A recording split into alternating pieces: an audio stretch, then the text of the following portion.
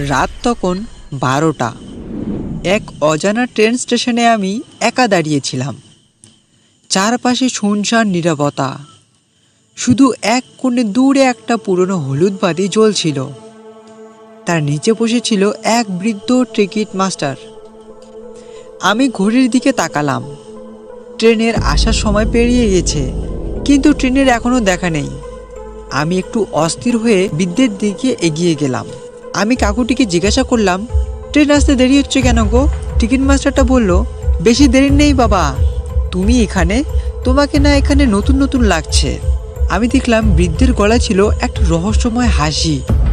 আমি জিজ্ঞেস করলাম, কাকু এই স্টেশনে এত কম আলো কেন? এরপর স্টেশনটা ঝাপসা হয়ে যায়। ধোঁয়াটে পরিবেশ, দূরে একটা কালো দরজা ধীরে ধীরে স্পষ্ট হচ্ছে। দরজার উপরে লেখা, এই দরজাটা খুলবে না কখনো। এবার আমি আমার কৌতূহল সামলাতে না পেরে আমি ধীরে ধীরে দরজার দিকে এগিয়ে গেলাম। দরজাটা হাত দিতেই নিজে থেকেই খুলে গেল, আর সাথে সাথে চারপাশে বাতিগুলো কাঁপতে শুরু করলো। দরজা খুলতেই এক অদ্ভুত লাল আলো ছড়িয়ে পড়ে। সেখানে এক কুয়াশার মতো ধোঁয়া বেরিয়ে আসে। দরজার ওপাশে দেখা যায় একটা পুরনো ট্রেন দাঁড়িয়ে আছে।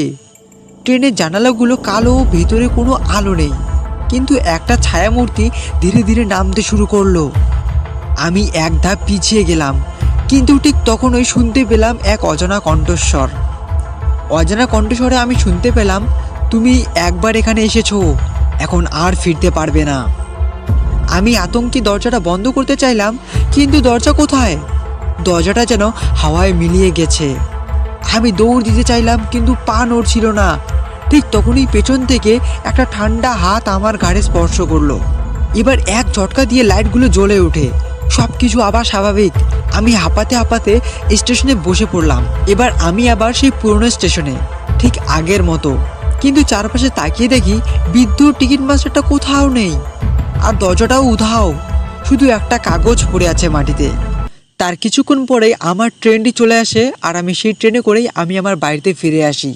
আর সেদিনের ঘটনা আমি কোনোদিনও এখনো পর্যন্ত ভুলতে পারিনি। তো বন্ধুরা, এই ছিল আজকের ছোট্ট একটি গল্প। গল্পটি কীরকম লাগলো তা কিন্তু অবশ্যই কমেন্ট করে জানিয়ে দিও।